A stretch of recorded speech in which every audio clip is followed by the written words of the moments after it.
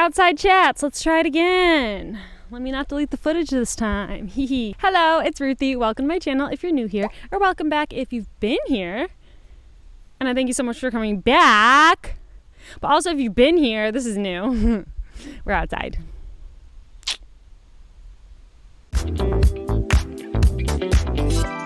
And yeah, the sun is blasting in my face right now, which is how I prefer the sun to be, honestly, as a Leo.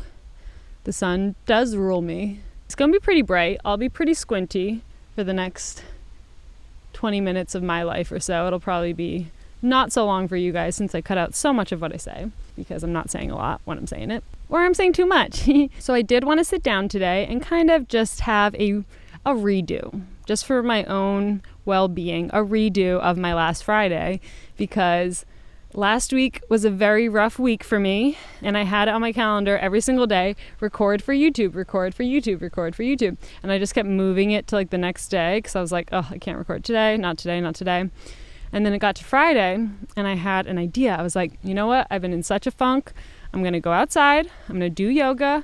I'm going to jump around and dance and sing all my favorite songs. Then I'm going to sit down outside and record a YouTube video, but not one that like I have pre-planned or written out, one of me trying to talk my way out of a funk and then talking through the steps of how I get out of a funk when I'm in one. I recorded that video. It was actually only an hour of footage, and usually I'm working with like 3 hours of footage, so at least it wasn't 3 hours that's gone into the void for forever, but it was totally my fault. I was just an idiot and there was no way to retrieve it. I did everything I possibly could.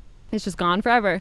So that sucks. But luckily, I actually didn't realize that I accidentally deleted it until the following Monday. So I still had like a good weekend. I was like, ooh, and I recorded a great video on Friday. I can't wait to sit down and edit it. So like the weekend was good and everything, and like I did get to a point where I was like, okay, I think I'm getting there. I think I'm on my way out of this like funkiness that I've been in.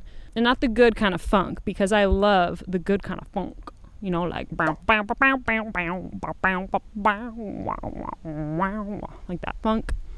That's good funk. I mean a bad funk. I mean like when you're in a rut, you're in a funk. I don't know. What do other people call it? What do you call it? Like when you're a slump, a funk, a rut, whatever you want to call it. Just in a period of time where just like the energy's low, you can't really get out of your own way, you know? I was really there last week, and honestly, for quite some time. For the past couple months, I've been traveling in and out of this rut, slump, funk stage, you know? And I don't think I'm alone in that. I think a large factor of the general feeling of heaviness and the general low energy is a product of the state of the world and how it is right now on October 18th, 2024. It's scary.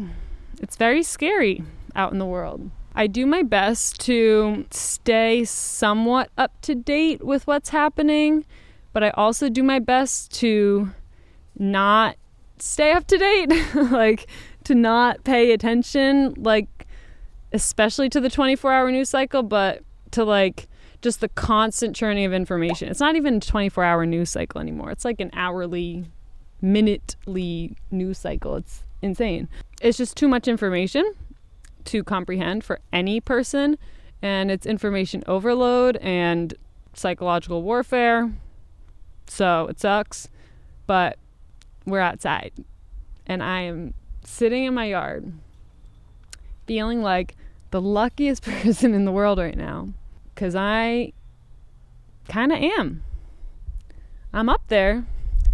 I'm definitely up there with the luckiest of the lucky of this world, and I am fully aware of that. And I do worry sometimes that in my videos it comes across with a negative tone.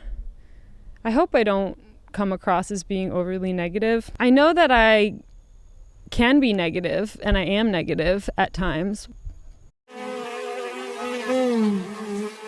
Such a big bee. But I also know that given the life circumstances that I have been in during those time periods where I have been negative, it's warranted, like it's a normal reaction to what is happening.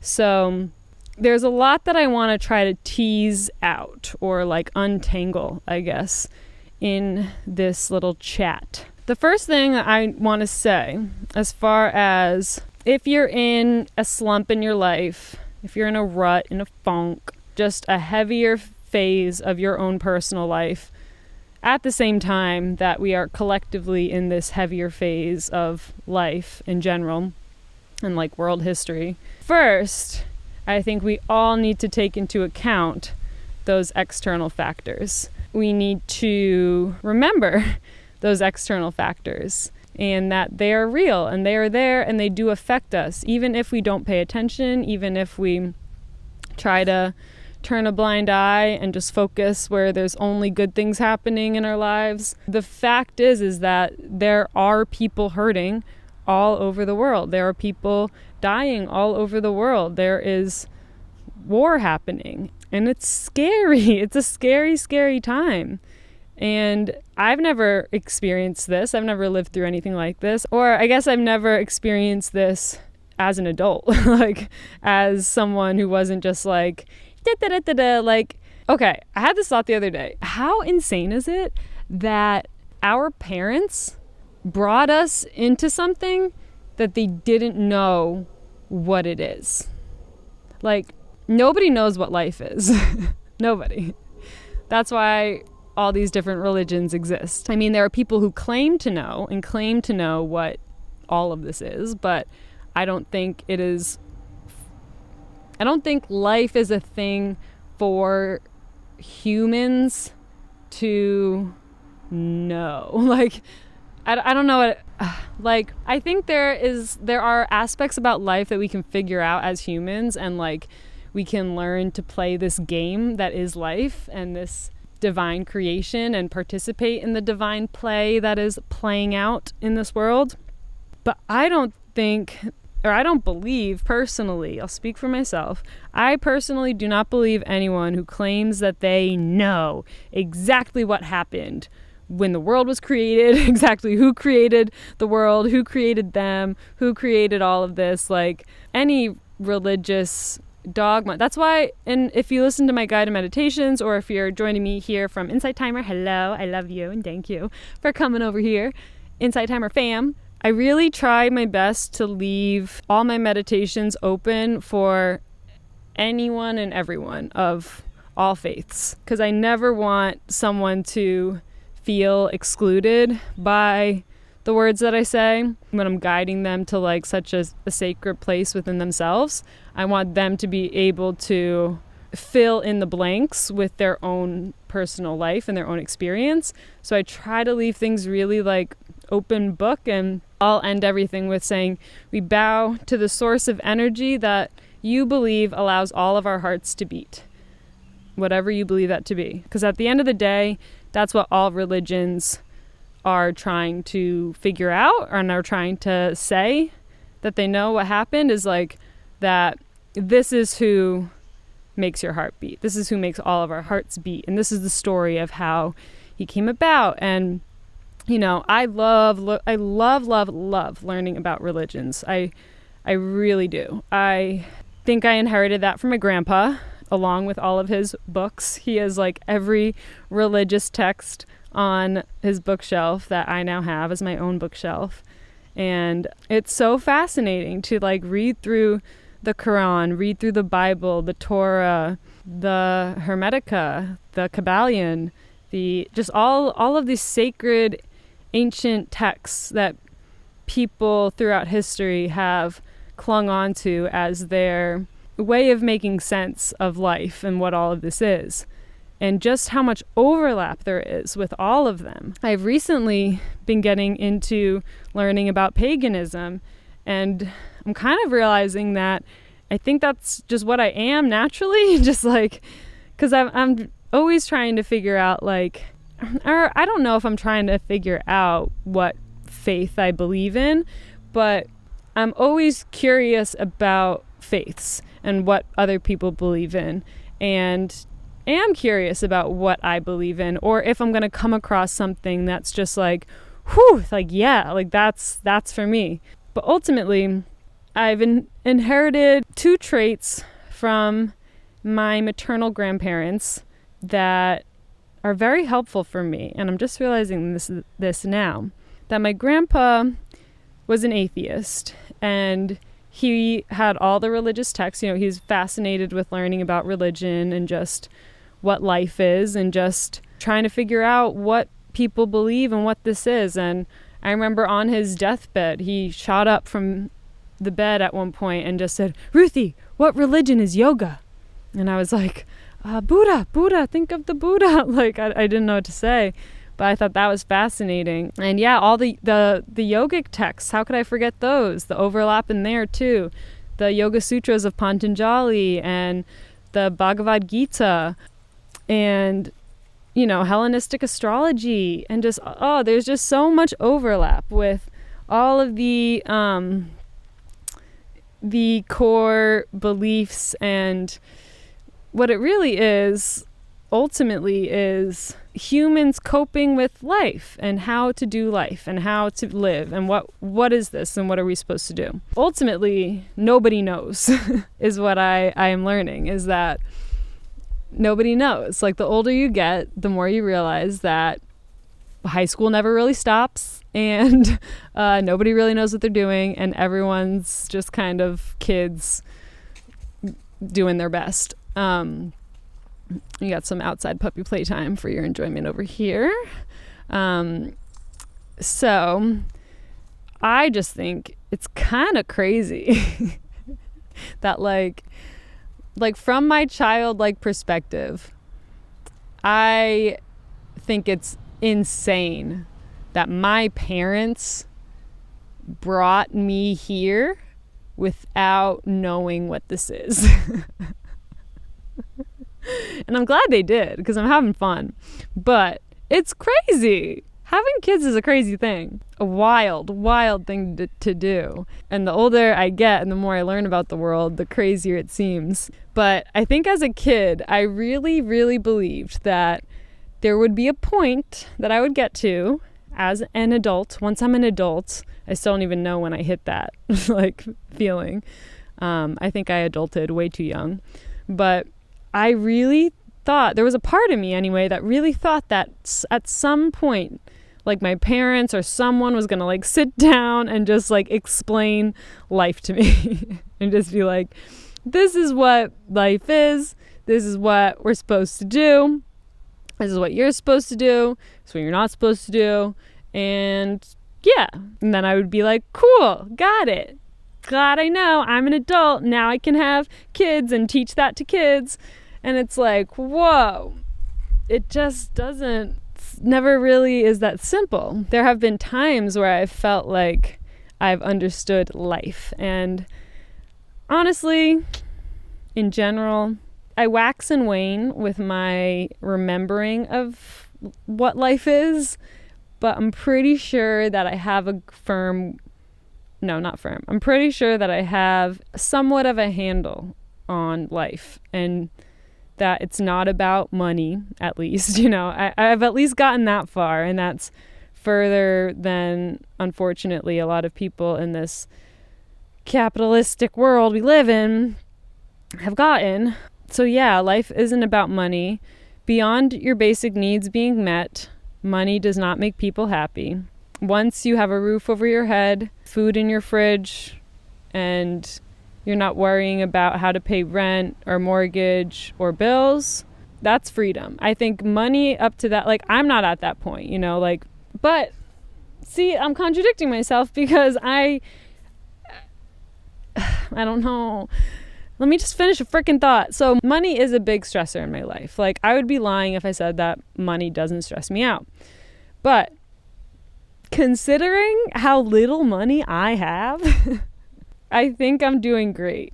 Like, when my friends hear how much money I make, they're like, what? Like, how are you, like, survive? Like, but they also are just like, give me credit for living within my means. And I think that's what I'm really good at, is just being scrappy and like living within my means. Like, I moved to New York when I was freshly 18, and I think I had I think I just turned 18 because it was August, which is my birthday's on August 6th. So I moved to New York in August of 2014, and, I lived on my own more or less in New York from 18 to 24. And the first year and a half to 2 years I was living there, I would have negative dollars in my bank account first of every month, and I'd be searching for quarters on the floor to get myself a banana at the fruit stand for breakfast. And then I would go on Seeking Arrangements. Does anyone remember Seeking Arrangements? I'd go on that and try to find someone who I felt safe with, who didn't want anything else but a pretty girl to sit with them at dinner. A pretty young girl to sit with them at dinner. And I would just go out on dates with older guys just to have free dinner and leave, like in the middle of Manhattan. I'm just being very scrappy. And I think that is something that I can do. Like, I can make it work. Like, if I have no money, I can live for a long ass time. I am Charlie from Always Sunny, like, I can make energy balls and stuff. I could take this money, I could feed myself for a month. I would buy milk, I would buy flour, I buy vitamins, I boil them down to little energy balls to sustain me. Yeah. Let me rewind and finish one freaking thought in this video. So I think I inherited two important traits from my maternal grandparents. My grandfather, who identified as an atheist, but who was questioning, God and religion until the very end. He was so curious and open-minded, and he read all of the spiritual texts, and he tried to see what resonated and see what he believed, And then my Bashi, so his wife, she was, I'm pretty sure, Catholic, and she prayed, and she had a relationship with God, and she told my mom that your relationship with God is a personal one. It's between you and him, them, she, whoever. The relationship that you have to whatever thing created you is between you and that thing. And you don't need another person to preach at you and tell you what that thing said. You don't need someone to tell you or to translate messages from him. All the messages that are meant for you come to you in the form of random ideas, in the form of random thoughts or songs or urges that tell you, like, oh, I should do that thing. We all have our own intuition, our own inner compass that guides us closer toward things that make us feel good and safe and purposeful, and like we are fulfilling what we are here to fulfill. And we are drawn away from the things that, cause us harm. Obviously, there's so much nuance in there, and there's so many things like trauma that can cross those wires, and we can do the opposite and go toward the things that cause us pain and be self-destructive. But I'm not going to go into all that right now. I just want to stick to the point that my Bashi made to my mom, which was that some people want to have a relationship with God plus a community of people who have a relationship with the same God that they believe in. And if you want that, that's what church is for, or temple, or whatever. So I really appreciate both of those perspectives. And I do feel like I contain both of those ways of thinking, because I am very curious, and especially after being in such a rough spot for so many, I was going to say months, but then I'm thinking years, and just like my life, just since my life has been rough and a lot of ups and downs, I am very drawn to spirituality and figuring out what what's the meaning of all of this? And what is this? What am I supposed to do? Why am I here? Is it just to fucking be shitting all day, every day? Like, it can't be that, you know? It was that for many years, unfortunately, but hopefully that's mostly in the past. IBD fam. We're hanging in there. But what I really do think the purpose of all of this is, and what brings me comfort when I'm questioning everything, is I think I have my own way of having faith and having a religion without having an actual prescribed religion. I don't remember if I said this earlier in this video or if I talked about this last week, but I'm reading this book on paganism, and it's making me realize that it's kind of just how I've always been. You know, there's Norse mythology that a lot of their stories and teachings can come from, but it's really about worshiping the earth, the stars, the sky, the trees, like everything of nature, not condemning any other faiths or religions, and having your own personal practice. That's whatever you want it to be, basically. And I'm like, that's kind of what I do. And I've just always been a big mythology person. That was like my favorite subject in school. It was like when we did the Greek myths and everything. And there's this book on Norse mythology that I've been falling asleep to for many years. And I realized that a lot of the myths, I just know them as just like stories. And they're very helpful, just like the stories of all religions, you know, like there are, and this is what I learned in my course that I took on Hellenistic astrology, which is based on the ancient teachings of Hermes. Which is based on the ancient teachings of Hermes and the Hermetica, which I've talked about on this channel before, and I read from it in some meditations and things, but I will link that in the description. Highly, highly recommend. The Hermetica was the first real sacred text that I read where I felt how each word was sacred and so intentional. Like, it was just an overwhelming feeling. Pretty sure the subtitle is like the lost wisdom of the pharaohs of Egypt and ancient Greece. Because that's what I was like getting into astrology, but I hated the personality, like modern day astrology of like, oh, you're such a Leo or you're such a whatever.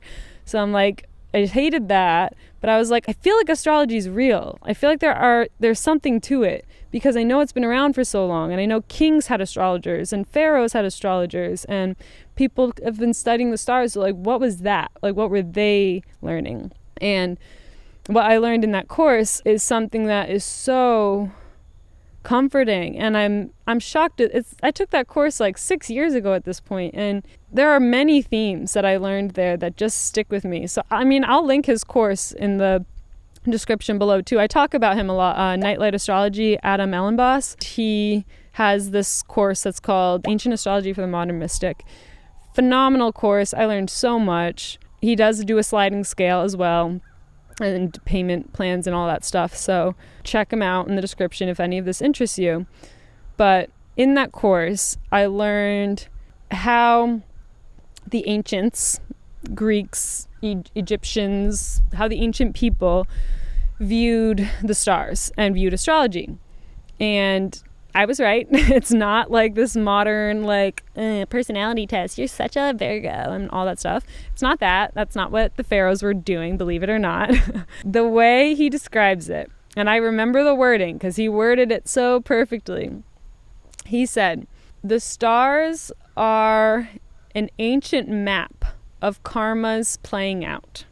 And those who study the stars can see that map. And it's not like when this star is in that place, it's making you do this. Or it's not like when that planet is in that aspect, it's making you feel like this. It's more like when there are these aspects going on in the stars in relationship to your chart, then these karmic themes may be playing out in your insert blank life social life, professional life, romantic life, health life, financial life, the list goes on. So I really, really like that approach to it better, because astrology kind of freaked me out. I'm like, they're controlling me? Like, am I just a puppet for these freaking stars? You know, like, they're making me feel like this. They're making me do these things. Like, I don't like that idea. So I wanted to learn more. And I really, really enjoyed what I learned about it. And that was such a golden nugget that I took away from that course. And that makes so much more sense to me. I don't know why it makes more sense. It does. I don't know. I'm not 100% sure why it makes more sense to me. I think it's because in my own life, in my short 28 years here on this planet, I have seen so many patterns play out and so many themes just like repeat, and just the repetition of like same situation but different people. Like, just in my own personal life, like finding myself in like, well, I'm getting deja vu from 6 years ago. Like, how did I get into the same situation, but now it's just all with different people, you know? Like, so they're karmic lessons that we must learn in this life, and we will repeat them until we learn them, you know, until we make a different decision, a better decision, or the one that we're meant to make. I don't know. That to me provides a lot more comfort than the alternative way of thinking of like the stars controlling me. It also provides a sense of comfort on the layer of like, this has all happened already, you know, like everything that is so scary that feels like, oh my God, this has never happened before in human history. How will we ever make it through this? Like, this is hell on earth. This is just horrible, horrible, horrible. When you revisit history, it's pretty horrible. Some really horrible things have happened. None of this stuff is really new. It's just the modern version of it. And what's new now is that we have access to see it visually through these frickin' smartphones. Our black squares of death, where all creativity goes to die. Just kidding. That was way. Hi. Hey, boop, boop. That was not accurate. I don't believe that. Because I've done a lot of creative things via my phone. And a lot of creative things happen on the phone. But a lot of creativity dies there as well. And a lot of creativity is born in nature and outside. Which is really why I wanted to sit outside today and have this little chat with y'all.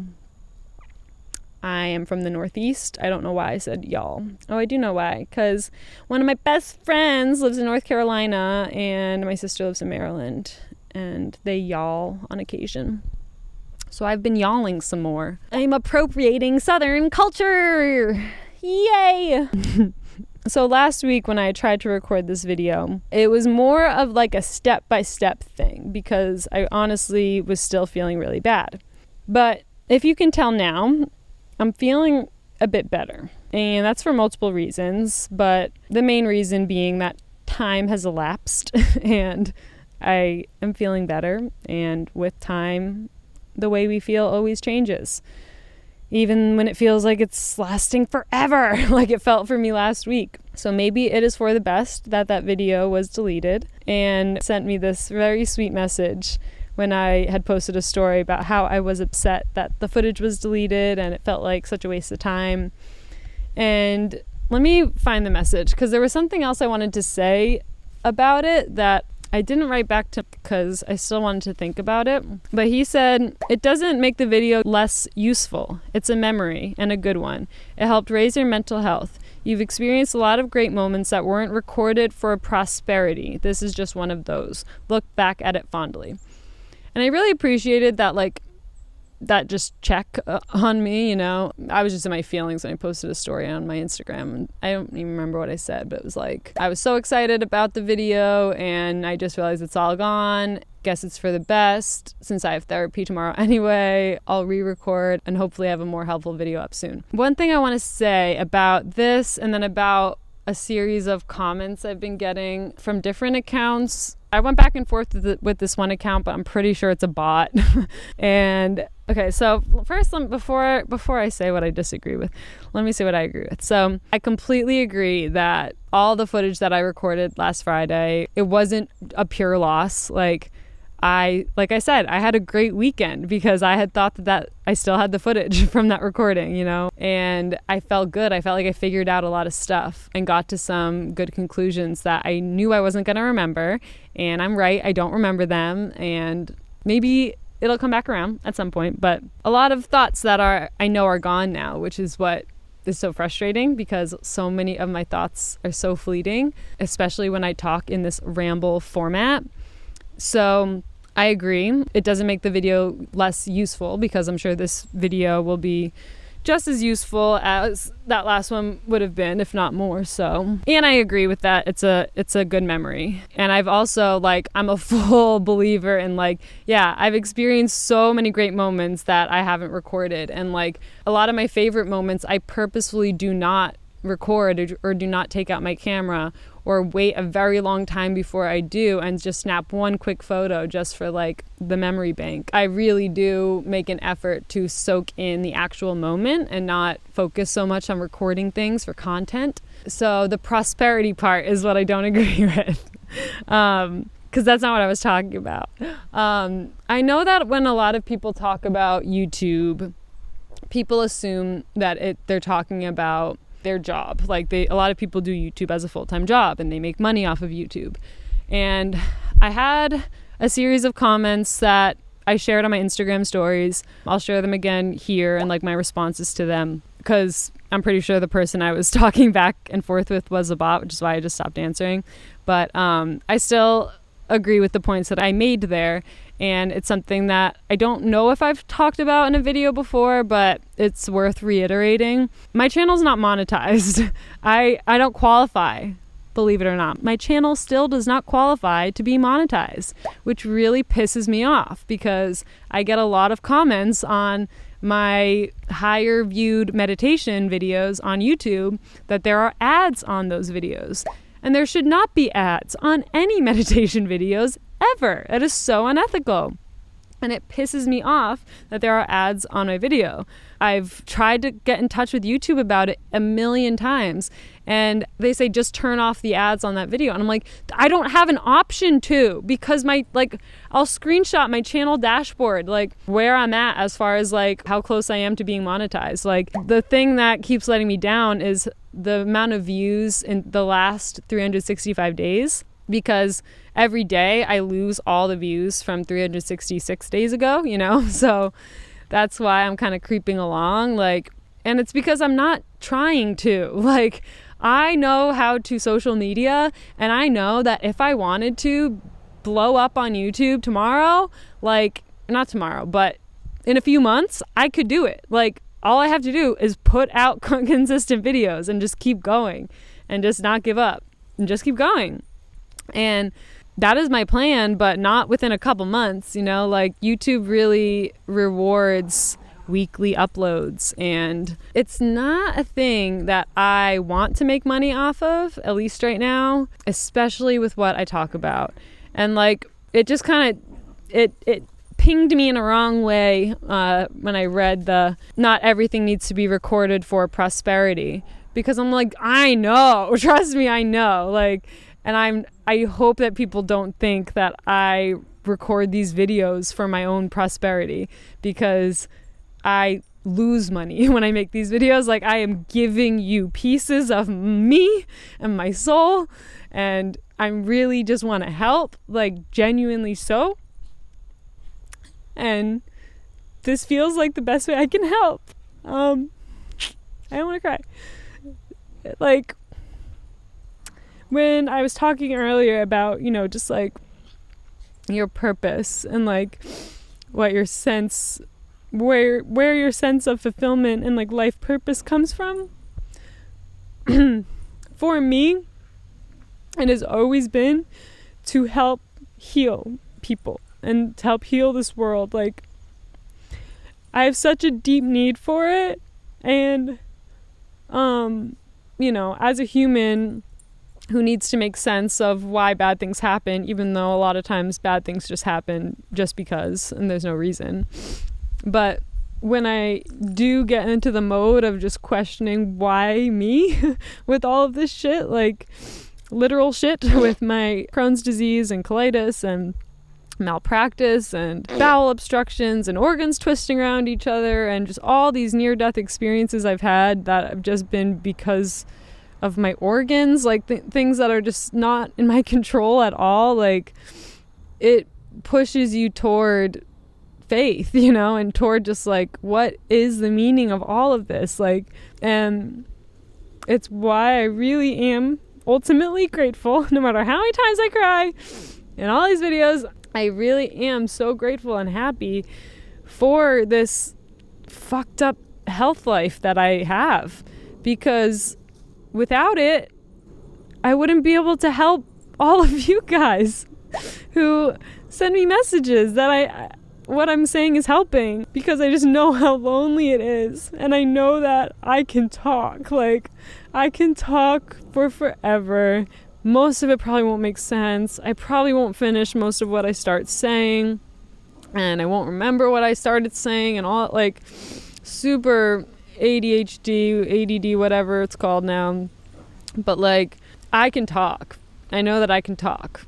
And I know that I can put words to a lot of the unique experiences that come with having Crohn's disease and ulcerative colitis, a J pouch, ostomy bag, IBD, IBS, all of the above. Arthritis. I like never talk about that I have arthritis because it's just like so low on my list of pains. But yeah, got that too. You know, I had it back, like, just, I got a lot of shit wrong with me. And you can watch my most recent health update video for the most recent up-to-date of where I'm at health-wise. It's been causing a lot of stress in my life, to say the absolute least. I'll make a separate video with a new health update and like a malpractice update, because I do have more to say on that last video that I recorded for my health history and updates playlist. But I'm not going to get into that right now. I just don't feel like going down that path. But when I tried recording this video last week, I kind of kept it more like step-by-step type of vibes. Like, first do this, then do that. Like, if you're in a rut, these are some things that you can do. Because I just didn't really have much to say organically that was positive or helpful or felt like it would be positive or helpful. So this video today, I kind of just let my mouth run. I've been talking for 52 minutes now, so I know it's going to be all over the place. Apologies if that is not your vibe. It's who I am, and I'm sorry. I'm not gonna apologize, so I'm not sorry. I do briefly want to just say what I remember I said last week about like the kind of steps that I take to try to get myself out of a rut. And step one to me was getting out of the head and into the body. So yoga, start stretching, you know, anything at all that your body wants to do. Don't even think about what it looks like. Just like let your body move you in the ways that your body wants to move, in the ways your bones, muscles, and joints feel the best, you know. Just like don't even worry about what anything looks like. You just roll it out, move it out, and just shake your whole head out if your brains can't stop thinking about what it looks like. And yeah, doing all that for a while until you feel okay. And then putting on your favorite music and dancing and singing and just having a dance party, solo style, or if there's someone around to have a dance party with, puppy style maybe. That'd be good too. And then I remember I just sat down and talked. So I was like, yoga, dance, sit down and talk. I'll also add drink water onto that list. I need to drink way more water. I'm definitely dehydrated right now. So drink water, eat some healthy food. Maybe you're hungry.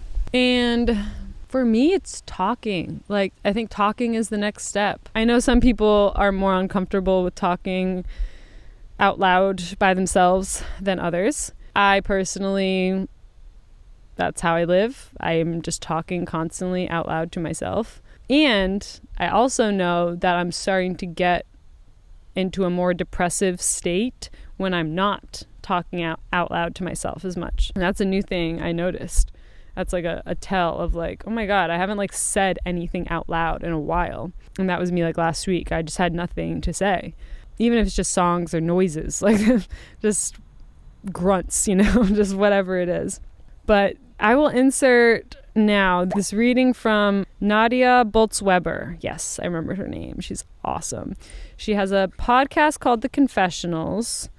Pretty sure she's a preacher or pastor. I don't know what the titles are called, but she works in the church. She speaks of God. Just warning if anyone out there does not want to speak of God specifically. But the morning that she sent this email, I signed up for her Substack, which I recommend you do as well. And the morning that I got this email in my inbox, it just felt like exactly what I needed to read. It was just like, just thoughts about faith. And that's where my mind goes to. Please let me know down in the comments below if you're out here living with IBD or any chronic illness, any autoimmune disease, and your go-to place, like once you're kind of like trying to see the light again, is to explore faith, or to go, maybe if you were raised in a faith, maybe you go like really heavy into like the Bible or into the Torah or into the Quran or whatever. Let me know. I'm very curious if like, because I have a feeling that that's the human nature kind of thing, like when you've been struggling for a long time and in darkness, that like you stay there for a while, you don't really even have like a want or a need to get out of it. You're just like kind of sulking for a while. And then on the other side of that sulking is like this break of light, like this break I just got in the trees of faith, where you're just like just grasping for anything that will help you make sense of the turmoils that you experience and the suffering that you go through. And unfortunately, I think that a lot of suffering in this world, there's no sense to be made of it, which can be a very freeing thing, but it can also be a very frustrating thing, because you're just like, no, what the fuck? That's what I'm like. But there's a mode that I'm in that I can go into where that is a freeing thought. When you're like, there's no order, like it's just chaos. And, there are patterns. There are clear patterns I can see in the world and clear things that repeat. But at the same time, everything is so chaotic and you really can't predict too much about life. A lot of life is simply meant to be lived, to be experienced, and then to be reacted to by us. And our reaction is where we have the power, because we have zero power at all in what happens to us or what happens around us, where we happen to be born. Like, I'm feeling like the luckiest person in the world right now, that I can sit outside and there's a blue sky over my head and two adorable puppies running around playing with each other, and I'm looking out my gorgeous yard and the sun is shining on my face. Like, I'm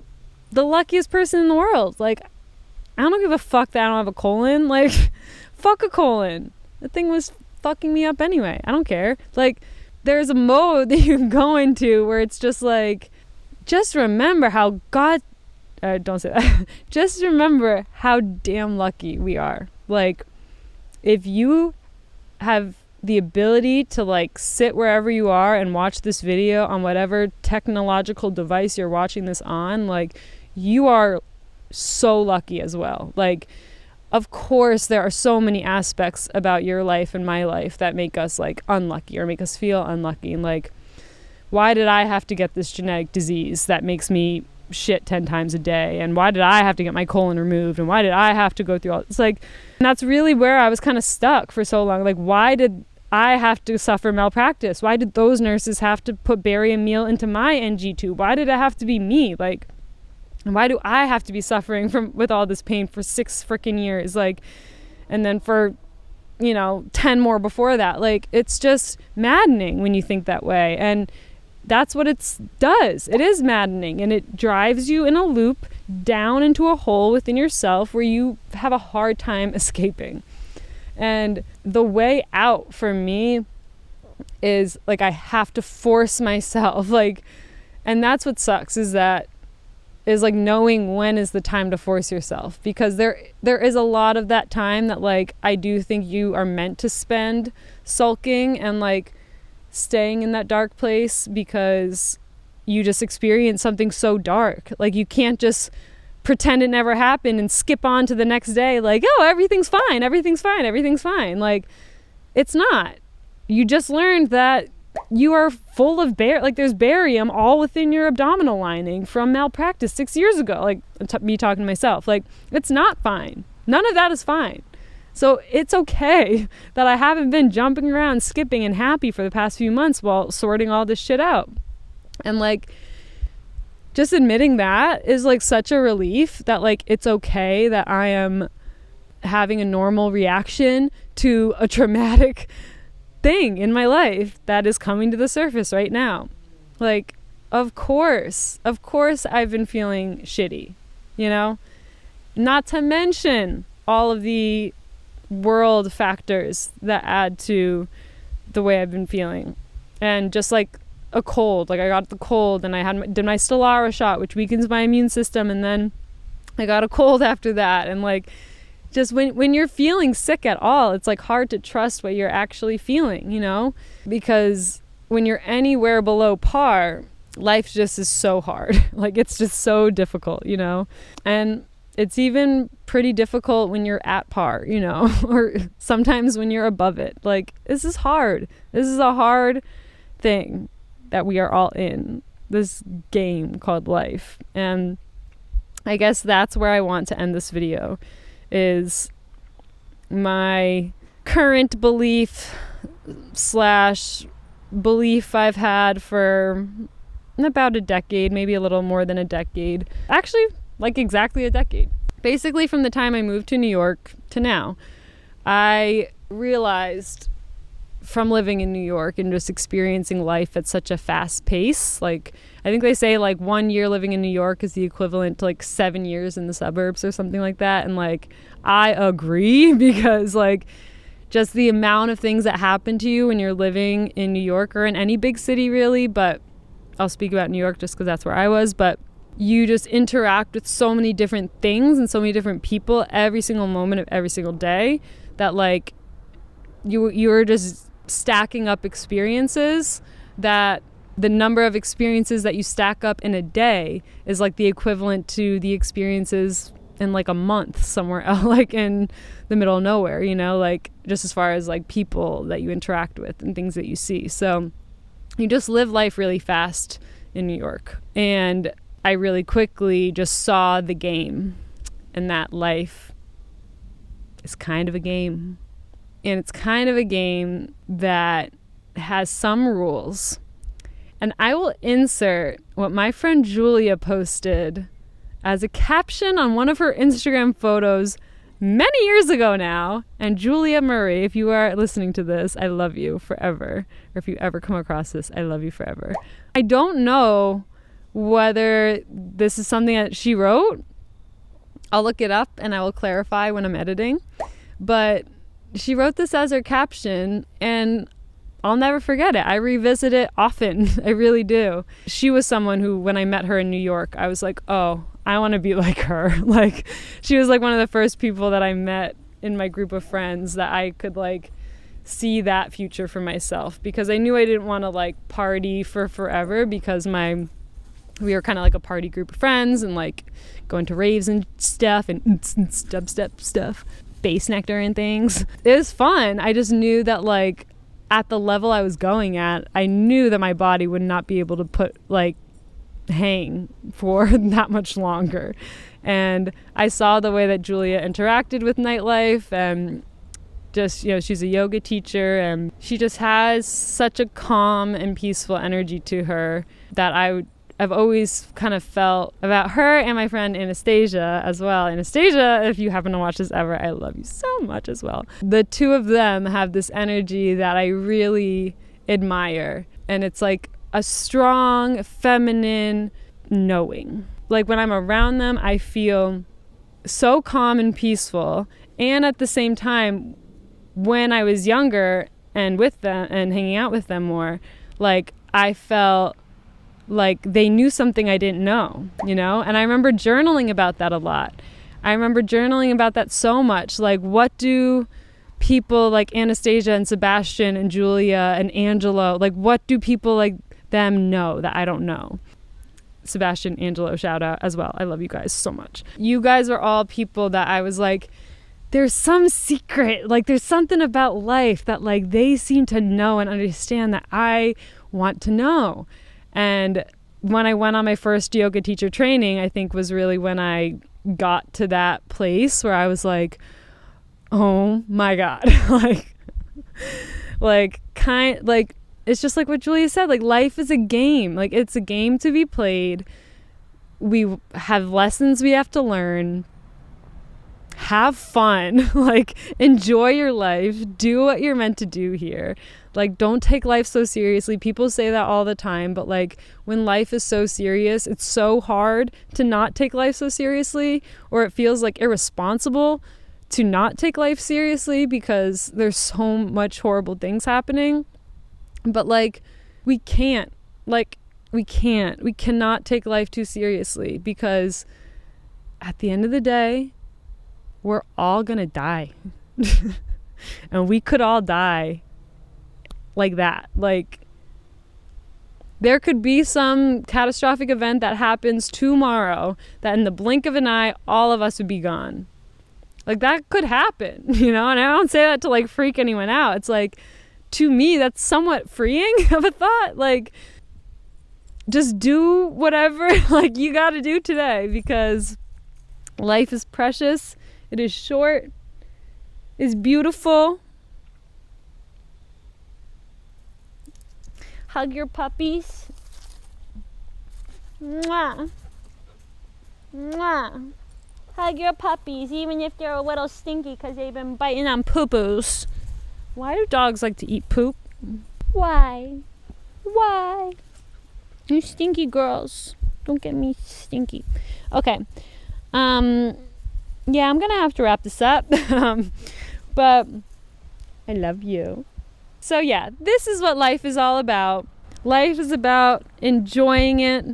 It's about sharing the ideas that come to you with the world, or with your community, or with your family, or whoever you're around. Life is about playing the game of life, which has a lot of craziness to it. And it also has a lot of beauty to it. And we outside. Outside is beautiful. That's also in my list. I should put that in too. One of the first things to do when you're getting out of a funk, like yoga and dance, but like outside. Like go outside. Get under the sky to do those things. And talk, yeah, if you can, outside.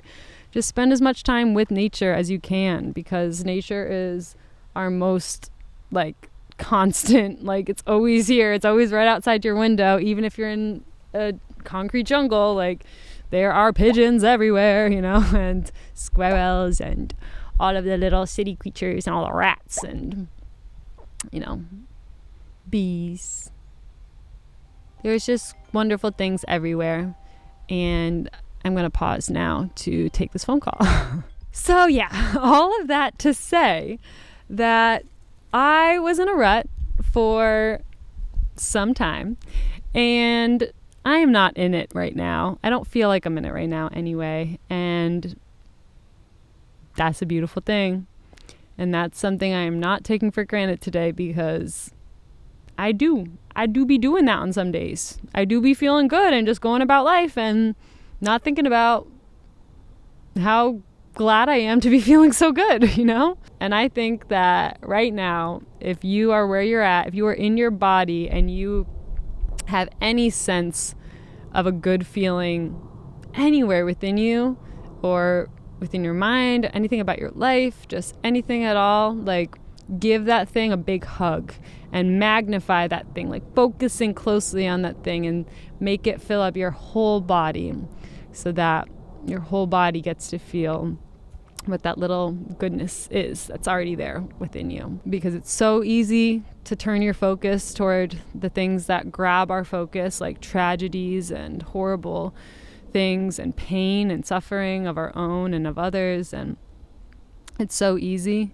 And we can and we should look at that stuff, but we shouldn't stare at that stuff. And we should always turn our attention back toward the light, back toward the sun that is always shining, even if it's a super cloudy day, even in the middle of night.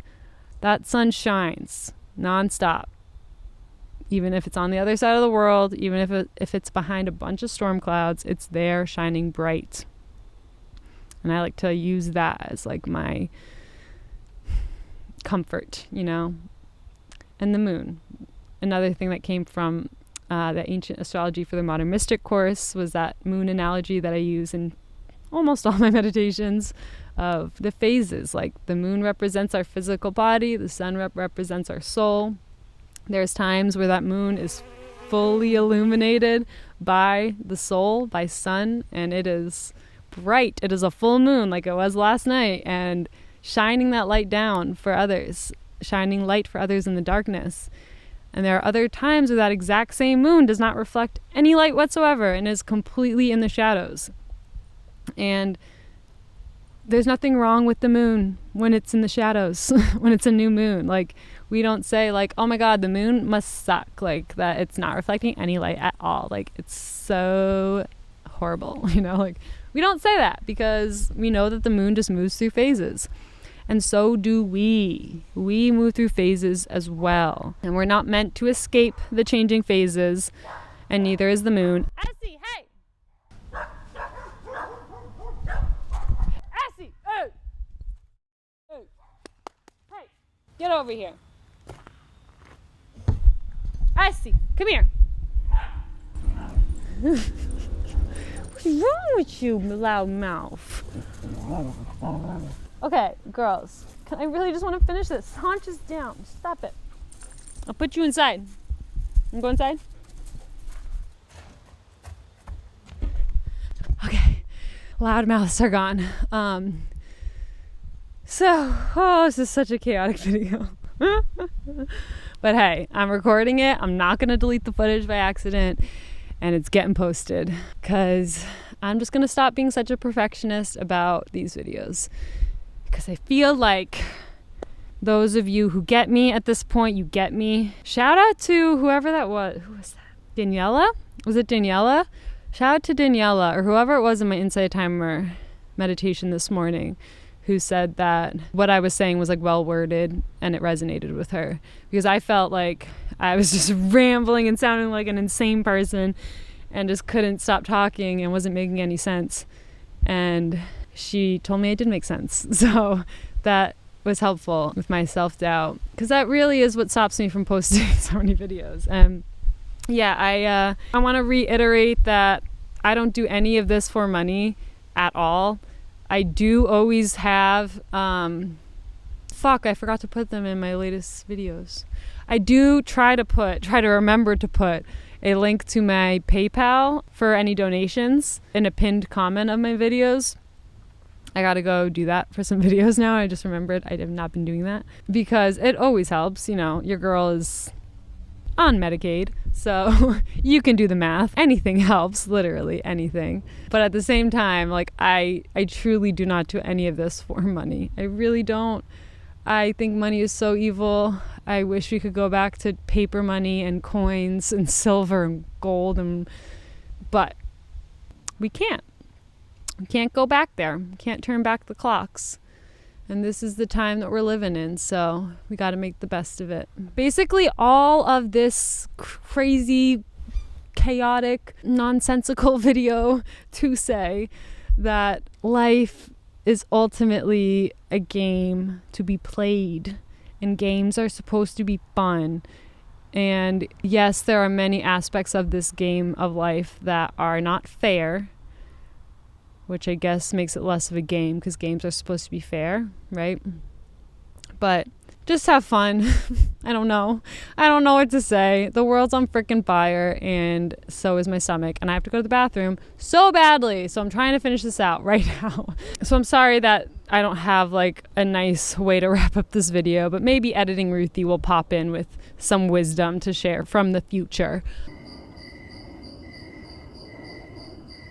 But for now, I'm gonna call it. So thank you so much for watching this video. Make sure that you like and comment and subscribe and do all the YouTube-y things down below. It really helps grow the channel and pushes out the video to more people who might benefit from seeing it the way that you saw this. Yeah. Thank you, thank you, thank you. Get outside, sing your favorite song, do some stretching, do some dancing, talk it out, cry it out, scream it out, whatever you gotta do. I love you guys so much, and I will see you in my next video. Mwah! Okay, bye.